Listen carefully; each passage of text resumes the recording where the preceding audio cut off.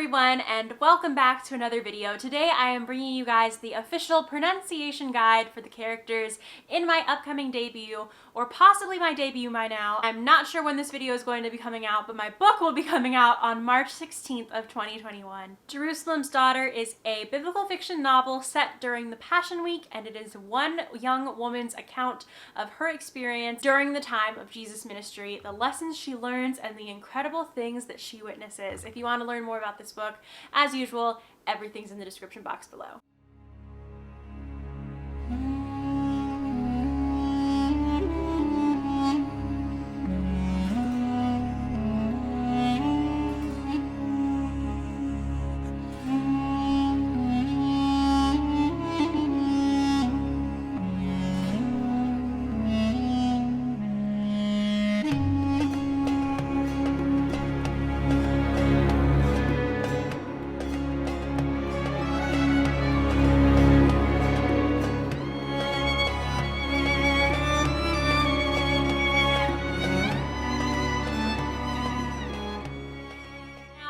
This is a biblical fiction book, that means that it is of course going to be full of a lot of interesting biblical sounding names. So I thought that it would be really fun for me if I did a little pronunciation guide showing you guys how to pronounce the characters' names, and I'll give you guys a little bit of background about each of the names and the words that I'm using. The first name that I'm going to be explaining to you guys today is Shamira, because Shamira is obviously the main character in the story. Shamira is a name of Hebrew origin that means protective or protector, which definitely suits her character because she is very close to her family and very protective of her younger cousins. And a bit of that protective instinct is what is going to set her off on her journey to find the Messiah. The next name is going to be the name of Asa. Asa is the lead male character in the story who may or may not have some romantic feelings towards Shamira. No spoilers here. Asa as a name means doctor or healer, and it's also of biblical origin. To be honest, if I'm going to tell you why I picked this name, really it just comes down to I liked the way it sounded, and it was right there at the top of the list, and I just fell in love with it. And I thought that it just suited his character and who he is, and just the sound of it, it sounded right is why I chose this name. But he can definitely be a healer of relationships or broken relationships when it comes down to it. So it does actually fit him, which is a really nice added blessing. The next name is the name of Asa's father, and that name is Avram, although I've heard it pronounced Avram or Avram, so I'm not quite sure which is correct, but I would think that maybe both of them are. The name is a derivative or alternate spelling or alternate version of the name Abram or Abram, the same name as Abraham, as in Abraham, Isaac, and Jacob, before God changed his name from Abram to Abraham. And the last name that we're going to learn from Asa's part of the story is Zilpah, which is the name of his mother. The name Zilpah actually means frailty in Hebrew, which also tends to suit her character and kind of who she is. And although we don't know much of her, we don't see much of her, the name definitely suits kind of her story, and when you know the meaning, gives you a little bit of a inside look as to who she might be. Although I'm not saying that we might not see more of her in any future books, so she may return. Going back to Shamira's family tree, this is where things tend to get a little bit complicated, which is why in the book there is a family tree in the first few pages. It looks something like this. So Shamira is the younger sister of Eliana. Eliana is her older sister who gets married when Shamira is very young, and that's actually where the book starts. Eliana married Matan or Matthan, who would then be Shamira's brother-in-law.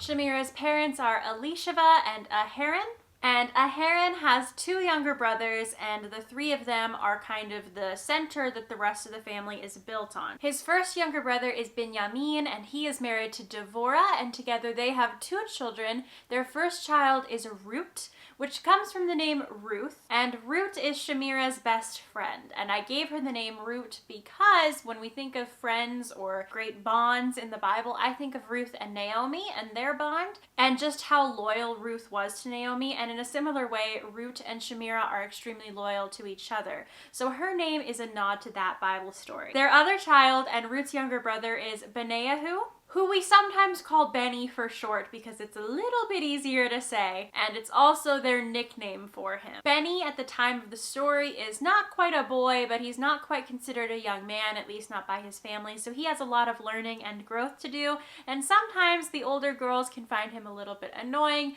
but everyone comes to love him in the end, and of course they already do love him because that's just their family, they're all very close, and that's just how they are. Aharon's youngest brother is Tamir, and he's married to Chava. Tamir and Chava have 3 children. The first 2 are twin boys, and the twins' names are Yuval and Gilad. They're both very young and very rambunctious boys. They're twins. They share a lot of the same features, but they're also very different. And the youngest child of the whole family and of Tamir and Chava, her name is Libi, and Libi literally means my heart or my love, which is very fitting for her because she's the heart of the whole family for many, many reasons, which I am not going to get into here, but you're going to have to read the book to find out. And that brings us to the grandparents. Shamira's grandmother is named Hadiah, and her grandfather is named Eliyahu, which means the Lord is my God, and I definitely think that is a great foundation for the whole family since they all tend to look up to him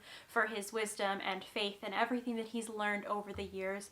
And that meaning just really summarizes who his character is because he's the foundation for the whole family and he's their leader and they all look up to him. So those are the names of all or most of the major characters in the book Jerusalem's Daughter. If you're interested, more information about Jerusalem's Daughter, where you can get it, when it's coming out, if it's available, will all be in the description box below as per usual. Just a quick disclaimer, most of these pronunciations came from my own understanding or listening to different recordings of people saying these names over and over and over again. So if there's any errors in this, I apologize. I did the best I could to the best of my ability. I also don't have a very good accent for pronouncing these words or names, so you'll have to forgive that as well. If you have any corrections or suggestions, if you are a native speaker or you do know these names, then go ahead and leave those in the comment section below. Just try to be kind and respectful because I did the best that I could